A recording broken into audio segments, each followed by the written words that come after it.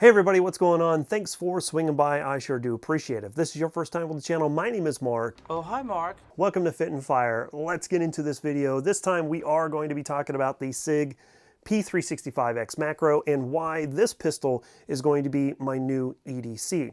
However, before we get into the video itself, I need to take a second to let you guys know about another YouTube channel who is really pushing hard to get 10,000 subscribers. I'll have a link down in the pinned comment for you guys to check that channel out. It is Drop It Like It's Scott.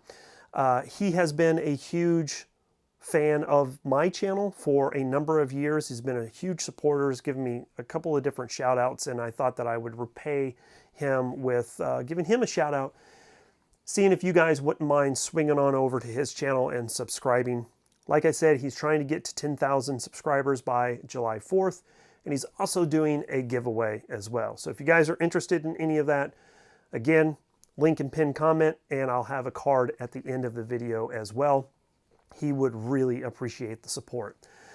Okay, let's get into the video. Why am I changing from the P10C to this pistol right here? There's a couple of different reasons. We're going to talk about that in this video. But I need to say a couple of different things first. The P10C is a great pistol. I have really enjoyed carrying the CZ, and there's no reason really why I should change from that pistol to this one, only because there is a few things that this one does a little bit better, and that's one of the reasons why I wanted to change over, and I wanted to do a kind of extended review period on this pistol, very much like I've done with the CZ. We'll do a follow-up video on that pistol to kind of close it out, but I wanted to mix things up a little bit.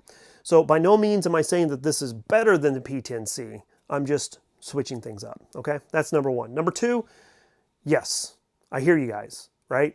I got all the jokes. Don't drop it, RIP your balls. You know, I get all of that. You know, we don't need to waste any time down in the comment section unless you just want to try to be funny.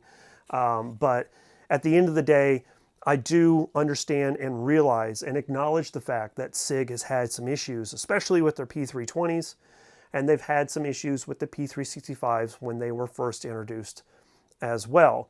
So by no means am I giving SIG a pass. I'm just as critical to them as I am with anybody else. And I just want to make sure you guys understand that I'm not just kind of glossing over those issues. I own 3 P365s. I have the original that I bought in May of 2018. So it had the upgraded striker. It has nearly 1,000 rounds through it. I've had no issues. I also have the XL, and it has been a great gym carry pistol. And now I have the Macro, and it is being switched over to my EDC for a couple of different reasons. So I have no reason to believe that SIG has not corrected the issues with these pistols. And, you know, I've got close to 400 rounds in this. I've got over 600 rounds in the XL. I've got close to 1,000 rounds in the P365, and they've been 100% reliable. No reason to think that there would be any issues on any of those pistols. So there is my disclaimer. There's my transparency. SIG has not sent this to me. They haven't wrote me a check to say good things about them or anything like that. I purchased this on my own from American Cash Exchange, my local shop here. Huge fans of the channel. Appreciate everything that they do for the channel. And I wanted to see what it was all about. Now, this is actually a review that's a long time coming. I've had this pistol for about 6 months and haven't really done anything with it until here recently, because I was able to finally get it configured exactly the way that I wanted it. We'll talk about that in this video as well. If you're not familiar with the X Macro, I'm not going to go into all the dimensions. You can check that out over on SIG's websites, but essentially what they have done is taken the P365 barrel and put it in an XL length frame and then ported the end of the frame, making an integral comp. That's something I really did like, because in shooting this in the couple of competitions that I've used it in, the 124s that I'm shooting out of this have been tamed down quite a bit to feeling almost, not really, but almost like shooting 115s through this. So that's something I really do like. In addition to that, they've increased the size of the frame, giving it a 17 round magazine. That's something I really do like as well. And the other great thing about this is that these magazines will work in the XL and the original P365 as well. So good on SIG for making that adaptation for these magazines to fit the entirety of the line. Okay, so let's get into the first piece of kit that you need for a good concealed carry pistol, and that is going to be the holster. This holster here is from QVO Tactical, so a huge shout out to them. They did send me this holster for this review series that I'm doing. Again, this is my initial impressions. We'll do a follow-up video after a few hundred rounds, and then we'll do an extended review as well. But I did reach out to them and said, hey, you know, I'm going to do this video series. Could you do something for an X Macro and support the channel? And they said, absolutely. Tell us what you want. We'll get it sent to you. And boom, it was to me within like 10 days. It was really super fast. This does look like a T-Rex Arms sidecar, but QVO's Wingman, which is what they call this holster, does something that T-Rex Arms can't do, and that is to offer holsters in pistol configurations that T-Rex won't even touch. So a great example is if you were to purchase the Macro and then swap out the frame to the Icarus Precision frame, they will have a holster that will fit that pistol. And that's something I really, really do like about QVO Tactical.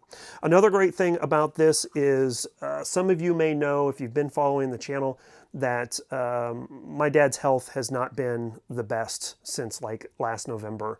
And I've been doing a lot of trips back home to help my brother take care of my dad. And so that means that I've been on the road for a lot. And in the last, I would say probably month that I have been wearing this pistol on the road for, you know, like a 5+ hour round trip, this has been extremely comfortable to be in a car and be on the road that long. And that's one of the biggest reasons why I liked switching over to this pistol as my concealed carry, is it's so comfortable, not only because of the holster, but also because of the pistol itself. So definitely swing over to QVO Tactical and check out their holsters to see if it's something that would be right for you. Again, I'll put a link down in the pinned comment for you guys. Okay, so like I mentioned, this pistol has been extremely comfortable to carry, and that's one of the major reasons why I switched over to this pistol. It is roughly the size of a P10C or a Glock 19, but it is very slimline, so this is going to be a lot easier to conceal carry. For someone like myself who's not very big, I'm 5'7", pretty small of stature, carrying something much larger than a Glock 19 is kind of difficult for me to do. So having something that is going to be a 17 round capacity, but yet still the thickness of, say, like a Glock 43 or a Glock 48, that was something that really, really turned me on to this pistol and why I've enjoyed it so much over this last month, I would say, that I've been carrying it. Okay, so the next piece that I wanted to talk about is the light on my EDC pistols. I carry a light on every single one of those, as well as a handheld light as well. I've got TLR7s on my P10C, on this Glock 19X. I've got one on it as well, and I have really enjoyed this light as a EDC pistol light. It's pretty small, it's compact, you don't have to worry about it jamming into your inner thigh or anything like that if you carry appendix like you would with like a TLR1 or an X300. So that's something I have really enjoyed about these lights as well. A lot more comfortable to carry. In addition to that, naturally I have it on my pistol, so as I pull up on a target, if it's pretty dark outside, if I've been searching with my light, I can drop my light and switch over to my pistol, and it is extremely bright and real easy for me to positively identify my target before I decide to pull the trigger. So that is the reasons why I'm running the TLR7A.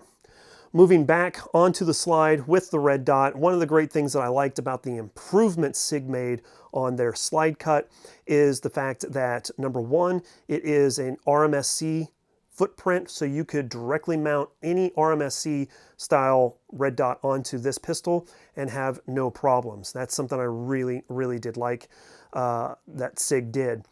I have a plate on my EPS carry that I have mounted on this, and I'm going to do a video for you guys on the differences between the EPS and the EPS carry because I have both of them.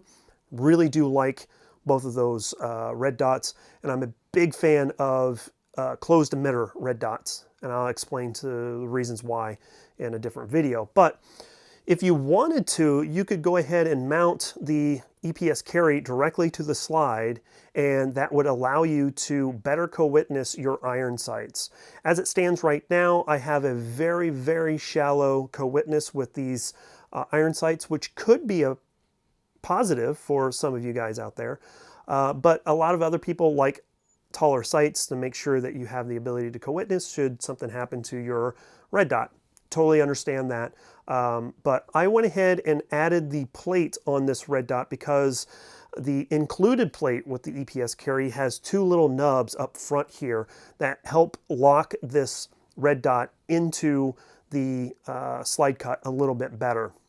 Now, the footprint of the EPS carry fits directly into the cutout for the macro, so there shouldn't be any shift in this red dot moving forward or back as the slide reciprocates. However, just peace of mind for me, I like those two little nubs kind of locking it into place a little bit better. The other improvement that SIG made was the fact that you're able to keep your rear sight as well. On the XL, your rear sight came off with the plate that accessed your slide cut, and they went away from that and left your rear sight on the slide. So that's another big positive as well. So that's how I have it configured, and I really do like how this is completely set up. Again, this pistol with this particular setup has been 100% reliable, so that is another great aspect to this pistol. Okay, so what has been my experience in shooting this pistol?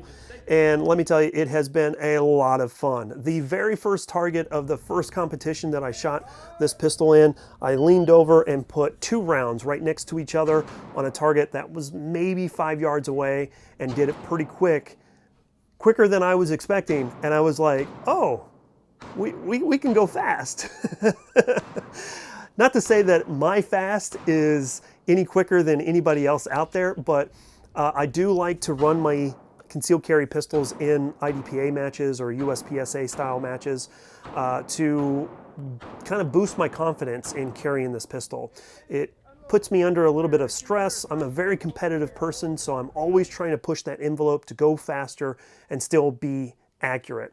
I have some guys that are really good at shooting and really fast. One of the guys that I shoot with, his name's John, he runs this same pistol, same configuration, and is like stupid fast. I mean, I can't believe he can go as fast as he can, but I digress. This pistol has been a lot of fun to shoot. Now, if I'm doing what I'm supposed to do, this will help me push that envelope and go a little bit faster each and every single time. So I have been working on that and have been trying to shoot more competitions here recently. The trigger on this has been a huge improvement from the P365 XL. The trigger on the XL wasn't something I really did like. I prefer the 365's trigger, the original 365, but at the end of the day, it is improvement. I can feel that there is a more solid wall. The break is a little bit more crisp, and the reset is more audible and tactile for people who are interested in making sure that you're running that trigger to its reset, trying to run as fast as you possibly can. So that has been a marked improvement as well. The trigger weight on this is, I would imagine, pushing right about 6 pounds. Exactly what you would expect from, you know, a Glock 19 or any other of the striker fire pistols out on the market today. The last reason why I have decided to go ahead and switch over to the macro from the P10C is the fact that it has more capacity. I've already touched on it in this video so far, but that is another consideration that I have. Can I increase my capacity to carry ammunition in a discrete concealed carry pistol and still not worry about printing, still be extremely comfortable when I carry? Those types of things have been a huge deciding factor in moving to the macro for my carry pistol. Now, for a lot of people, that's not a thing, right? A lot of people will be like, oh, you just need 230 grains of pain, just one will blow them up in a shower of sparks. I get all of that, but when it comes to 9mm for individuals who carry 9mm, which is most of the people that I know, capacity is king, and to have an extra 2 rounds is a little bit more peace of mind, I guess. At the end of the day, I may not even need any of the rounds, but if I have to use them, they're there, you know, and I hate to ever have to be in a situation where I would have to use them. But that basically covers the P365X Macro. So far, so good. I've had a lot of fun shooting this in the competitions, just out at the range, you know, just testing its accuracy a little bit. It has been pretty good when it comes to the accuracy department. If I'm doing my job, it's going to do its job. So I have been extremely happy with it so far. But let me know what you guys think. Sound off in the comment section down below. Is the P365 series of pistols right for you? If it's not, let me know why. What is some of the reasons that you are concerned about using a P365, the XL, the Macro, or some of the other variations that they have? I'd love to hear what you guys have to say. In addition to that, if you want to let me know what you carry on an every single day basis, that would be cool too. I'm always interested to see what you guys are carrying to help protect you, your family, and your home each and every single day. Again, if you guys wouldn't mind swinging on over to Drop It Like It's Scott and helping him out in getting to 10,000 subscribers, that would be really, really cool. If you guys are interested in supporting my channel, you can do so by joining the memberships that I have set up for this channel. That's a great way to financially support. Or swing on by Ballistic Ink and check out some of my t-shirts. That would be really cool as well. The best way to do that, though, as far as supporting the channel, is to subscribe, like, and comment. Obviously, you know the drill on how that works. And then if you would share this with your friends and, I don't know, make fun of me, or, you know, share this video with someone who's interested in the pistol, that would be cool as well. That helps expand the channel, and I would appreciate all the help. With that being said, we're going to go ahead and get out of here. Thank you again so much for sticking with me this entire time. We will catch you guys next time. As always, freedom through strength. Here comes a high five. Catch you guys later. Bye, y'all. Let's get into this video. We are going to be talking about the SIG. God dang. SIG. Can't even say it right.